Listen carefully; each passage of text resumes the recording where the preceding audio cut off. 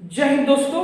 आज से हम लोग जो है ज्योग्राफी स्टार्ट करेंगे और ज्योग्राफी की दुनिया में देखेंगे कि कैसे कैसे ग्रहों का निर्माण हुआ, कैसे पृथ्वी का निर्माण हुआ, कैसे भारत मकर रेखा पर था आया कर्क रेखा पर, ये सब को हम अध्ययन करेंगे।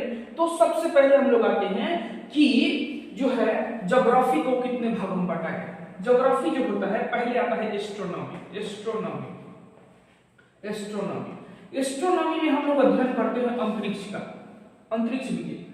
देखिए इसमें क्या होता है, इसमें अध्ययन किया जाता है तारों के बारे में, ग्रह के बारे में, ब्रह्मांड का निर्माण कैसे हुआ। तो एस्ट्रोनॉमी में हम लोग अध्ययन करते हैं ब्रह्मांड के बारे में। उसके बाद आता है टोपोग्राफी। क्या होता है? टोपोग्राफी। टोपोग्राफी में हम लोग सीखते हैं, टोपोग्राफी में हम लोग सीखते हैं कि जो हवाओं द्वारा स्थलाकृति का निर्माण हुआ। मान लीजिए कि एक दिन देख लीजिए, हुआ ये कि आप अपने छत पर एक मुट्ठी मिट्टी रखिए और एक मुट्ठी मिट्टी रखिए, लेकिन कुछ दिनों के बाद देखिएगा वो मिट्टी गायब हो जाएगी। वैसे ही हवाओं द्वारा, जलों द्वारा या अन्य किसी वस्तु द्वारा उससे स्थलाकृति का निर्माण हुआ। जैसे कि आपके किनारे पर देखिएगा कि पहले आपके गांव में अगर नहर नदी होगा तो पहले उसका किनारा बहुत पतला हुआ करता था, लेकिन वह पानी का तोड़ मारते मारते जो होता है उसके जो मुहाना था, यानी जिससे होकर पानी जाती थी, वो चौड़ा कर देता है। तो इसमें जो होता है स्थलाकृति का अध्ययन करते हैं। तो पहला एस्ट्रोनॉमी, टोपोग्राफी। उसके बाद हम समझते हैं जियोग्राफी। जियोग्राफी जो होता है, जियोलॉजी होता है। क्या होता है? जियोलॉजी जो होता है, हम जियोलॉजी में पृथ्वी के अंदर के बारे में अध्ययन करेंगे। अभी हम सब डिटेल्स दे रहे हैं, अभी ये मत समझिएगा कि हमें समझ में नहीं आ रहा हो। हम केवल अभी डिटेल्स देंगे कि हम क्या क्या इसमें पढ़ने वाले हैं। ठीक, जियोलॉजी जिसमें पृथ्वी के अंदर हम क्या क्या उत्पन्न हो रहा है उसके बारे में अध्ययन करेंगे। उसके बाद नेक्स्ट पॉइंट होता है जियोग्राफी। क्या होता है? जियोग्राफी। यह जो होता है जियोग्राफी के अंतर्गत जो होता है दो गो आता है, एक इंडियन ज्योग्राफी, एक होता है वर्ल्ड ज्योग्राफी। क्या होता है? इंडियन ज्योग्राफी, एक होता है वर्ल्ड ज्योग्राफी। तो इसमें Indian geography and world geography आता है। ठीक, अब हम लोग स्टार्ट करेंगे एस्ट्रोनॉमी के बारे में। इसी में एक एस्ट्रोलॉजी आता है। एस्ट्रोलॉजी में जो होता है वह समझा जाता है कि जिसमें वो नहीं होता है कि हाथ रेखा जो देखते हैं लोग, जिसमें मतलब पुराने जमाने के लोग जो होता है, ऋषि मुनि लोग होता है, वह भविष्यवाणी किया करते थे, तो वह एस्ट्रोलॉजी के लिए होता है। और उसी में देखिएगा किसी किसी का रेखा अगर अच्छा होगा, मतलब शुक्र ग्रह अच्छा रहेगा, इस सब हम अध्ययन करेंगे एस्ट्रोलॉजी में। तो देखिएगा बड़ी चक्कर पकड़ करता है, हतिये चुकी से लेकर 10th हो जाता है, तो क्या होता है? एस्ट्रोलॉजी के अंतर्गत। देखिए ये सब प्यार मोहब्बत एक धोखा है, इसे आप समझिए एस्ट्रोनॉमी को। तो इसमें एस्ट्रोलॉजी एक आता है, उसमें सभी चीजों के बारे में बताया गया है कि यह क्यों होता है, यह किस लिए होता है, या कितने उम्र में होता है। तो वह क्या होता है? एस्ट्रोलॉजी। हम पहले समझेंगे एस्ट्रोनॉमी के बारे में। इसी के अंतर्गत आता है एस्ट्रोलॉजी। कुछ बता देंगे क्योंकि वह एग्जाम से रिलेटेड नहीं है, वह आपका दैनिक जीवन से रिलेटेड है कि घर का मुंह किस तरफ होना चाहिए, आपका जो घर के दरवाजे किस तरफ होना चाहिए, जो भगवान या अल्लाह या जो भी है उनका पूजा करते हैं उनका रूम किस तरफ होना चाहिए, किचन किस तरफ होना चाहिए, वो किस में बताया गया? एस्ट्रोलॉजी के बारे में। ये क्या है? एस्ट्रोनॉमी। तो हम लोग स्टार्ट करते हैं एस्ट्रोनॉमी के बारे में। एस्ट्रोनॉमी, अरे आप घर में हैं या बाहर में हैं, चिल्ला कर पढ़िए तो अभी याद होगा। आपको कोई पागल कहे इसका मतलब ये नहीं कि आप पागल हैं। पढ़ाई में पागल छागल कुछ भी कहे कोई फर्क नहीं पड़ता है। आप जो भी रिपीट हो उसको बार बार रिपीट करिए। सबसे पहले हम पढ़ेंगे एस्ट्रोनॉमी।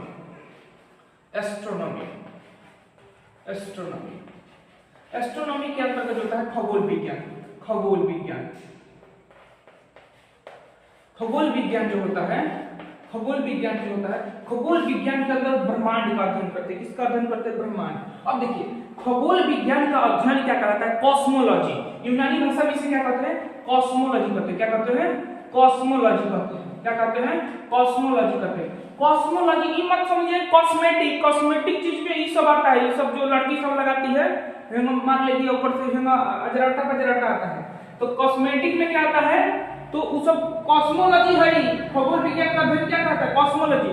लेकिन वो सब जो वो सब आता है, कौन आता है, नोकिया को आईफोन बना देता है। उसका मतलब ये ना मत समझिए कि वो सब अंदर से बहुत कचरा ये सब चीज है। तो वह जो होता है क्या होता है, जैसे कि देखिए मान लीजिए आपका मोबाइल फूट गया और ऊपर से मार के डेंटिंग पेंटिंग लगा दिया, अंदर खूब वायरस भरा है, तो हुआ ना कि आप नोकिया को क्या बना दिए, आईफोन बना दिए, ठीक है ना। तो यह कहता है कि एस्ट्रोनॉमी कहता है कॉस्मोलॉजी। कुछ कुछ लड़का भटक जाता है, इसको कॉस्मेटिक पढ़ देता है, इसी कारण हम बता दिए कि खगोल विज्ञान का अध्ययन कॉस्मोलॉजी कहलाता है, ठीक है। आगे समझते हैं कि ब्रह्मांड क्या है। अब समझते हैं ब्रह्मांड। ब्रह्मांड आप लोग हाथ से नोट्स बनाइएगा, अगर आपको प्रॉब्लम हो तो आप कमेंट बॉक्स में जो होता है नंबर टाइप कर सकते हैं, हम आप पे जो होता है क्लास नोट्स प्रोवाइड करवा देंगे। तो ये ब्रह्मांड कहलाता है। ब्रह्मांड जो होता है दिखाई पड़ने वाली, क्या होता है, दिखाई पड़ने वाली समस्त आकाशीय पिंड, जितना भी दिखाई पड़ने वाली समस्त आकाशीय पिंड को क्या कहते हैं, ब्रह्मांड कहते हैं। ब्रह्मांड जो होता है दिखाई पड़ने वाली समस्त आकाशीय पिंड को, पड़ने वाली समस्त आकाशीय पिंड को क्या कहते हैं, समस्त आकाशीय पिंड को क्या कहते हैं, ब्रह्मांड कहते हैं। और देखिए ब्रह्मांड में सर्वाधिक संख्या किसकी है, तारों की है। तारों की संख्या बहुत है, असंख्य तारे हैं, क्या है, असंख्य तारे हैं। तो तारों की संख्या क्या है, सर्वाधिक है। अब देखिए यह जो है ब्रह्मांड विस्तारित हो रहा है, क्या हो रहा है, ब्रह्मांड विस्तारित हो रहा है, मतलब कि दिन प्रतिदिन जो होता है फैलता जा रहा है। तो ब्रह्मांड क्या हो रहा है, विस्तारित हो रहा है, ब्रह्मांड विस्तारित हो रहा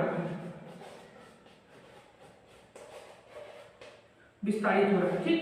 अब समझेंगे हम, ये तो समझ गए ब्रह्मांड के बारे में। अब हम लोग समझेंगे कि ब्रह्मांड में आप देखिएगा रात को सोए समय तारा अधिक दिखाई देता है।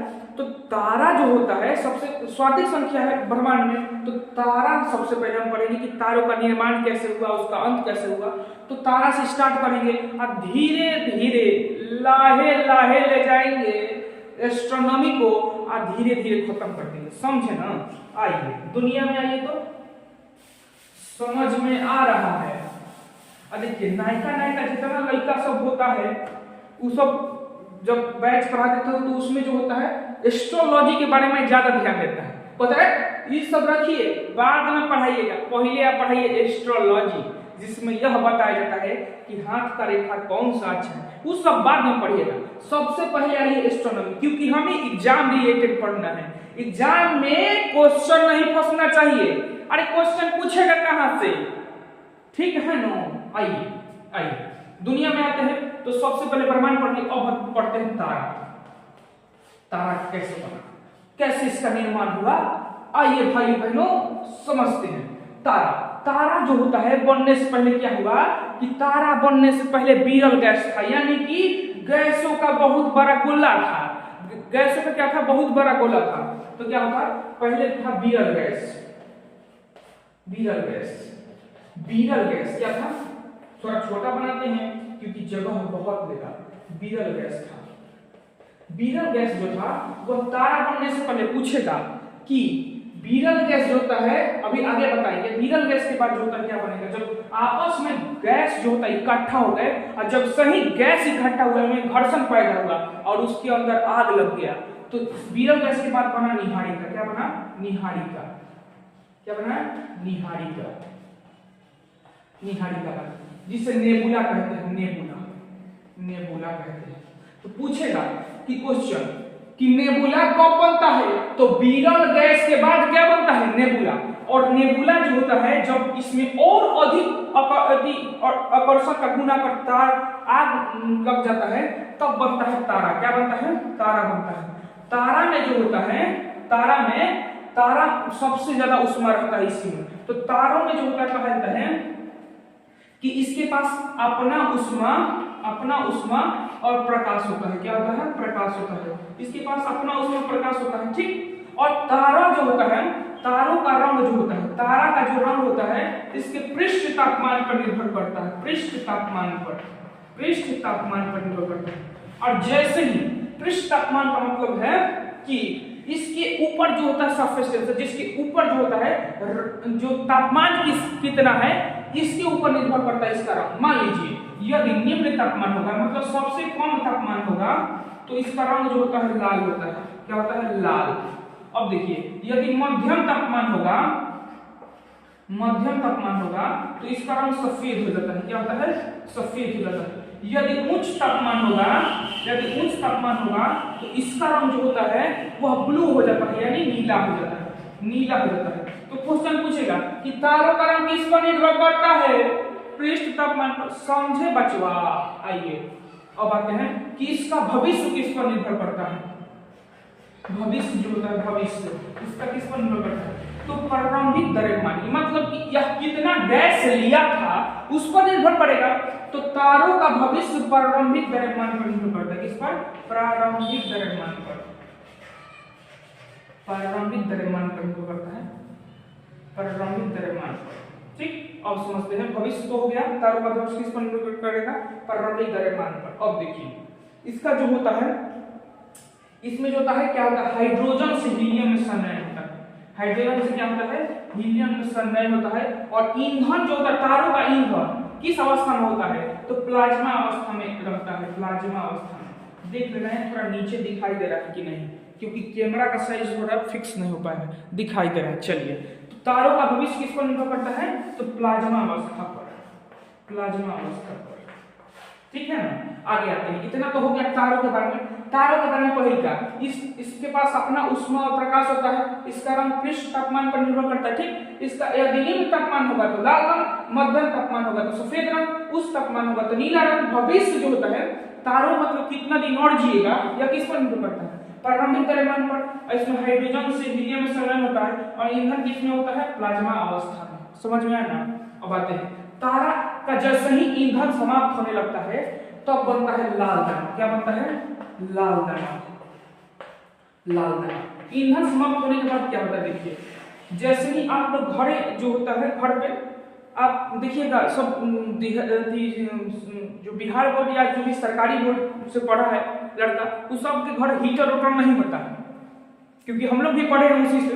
तो उन लोग देखिएगा घूर तापता जाता है गांव देहात में।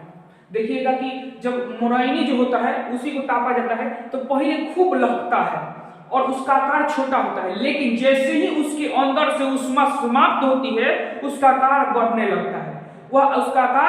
लगता है। तो लाल दानव का आकार जैसे ही इसका ईंधन समाप्त होगा तारों का, तो ईंधन क्या होगा?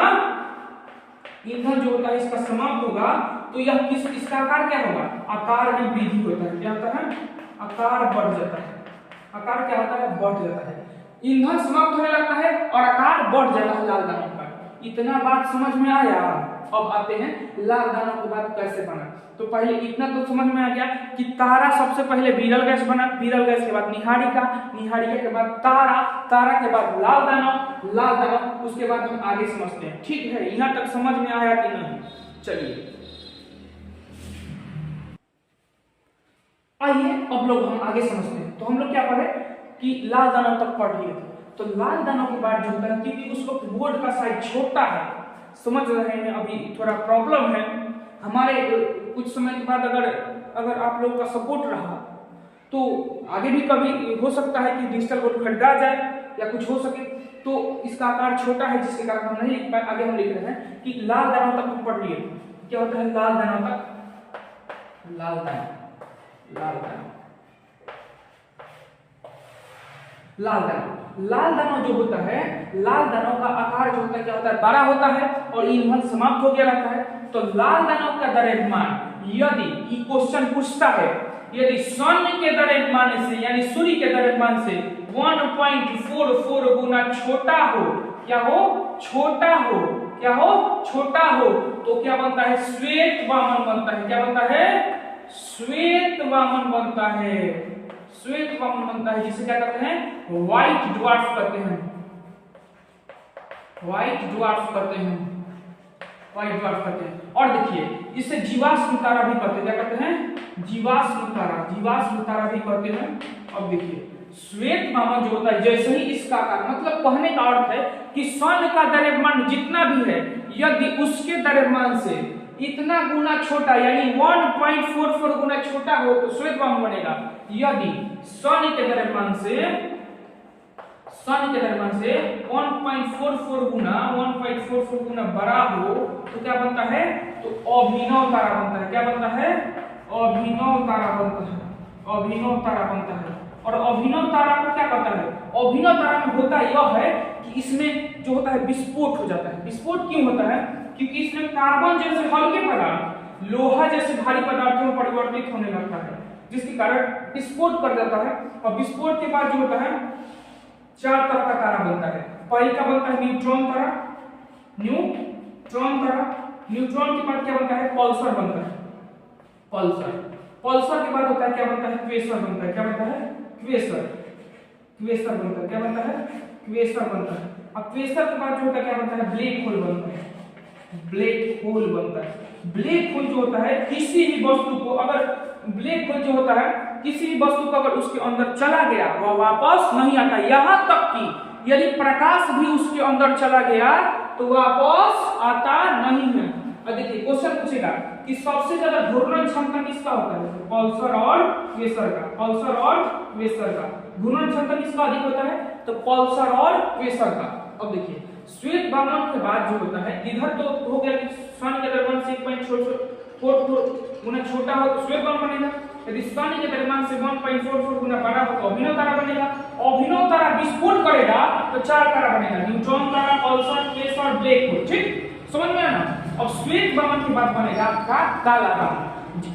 क्वेश्चन पूछेगा कि तारों का जो शनि के द्रव्यमान से 1.44 गुना छोटा है सबसे पहले कब चमकता है, तो श्वेत बामन की अवस्था में थोड़ा सा चमकता है, लेकिन कब चमकना बंद कर देता है, तो इसके बाद जो बनता है काला बामन की अवस्था में। कब, काला बामन की।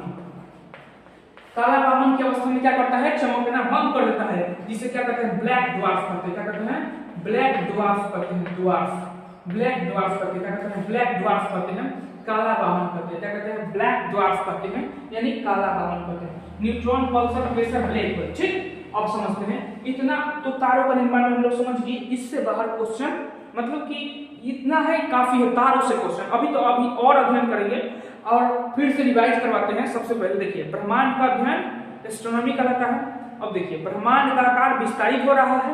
याद करिए, जब तक आप बोल बोल कर पढ़ेंगे नहीं, यानी माइंड में छप जाना चाहिए। चित्र जो ये बनाए हैं इन सब का चित्र माइंड में छप जाना चाहिए। यदि क्लास में नहीं याद होगा तो फिर बहुत मुश्किल है, क्योंकि कंपटीशन आज हम डरवा नहीं रहे हैं, कह रहे हैं, आपको आगाह कर रहे हैं, क्योंकि कंपटीशन की दुनिया में इतने धाकर लोग बैठे हैं जो आपको थोड़े देर के मतलब रिजेक्टेड लोग हैं कि 1-2 नंबर से कोई छटा हुआ है। इसलिए हम आपको बता रहे हैं कि आप क्लास में ही याद करिए, इससे बाहर कुछ नहीं जाएगा।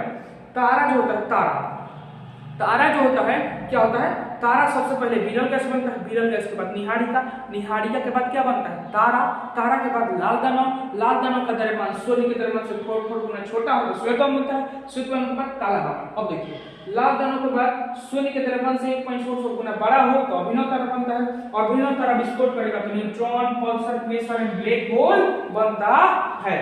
तो देखिए तारों की दुनिया में तो आज के लिए इतना ही, और आगे रिवाइज करते रहिए और आगे भी वीडियो जो होता है वो डालते रहेंगे। तब तक के लिए जय हिंद, धन्यवाद।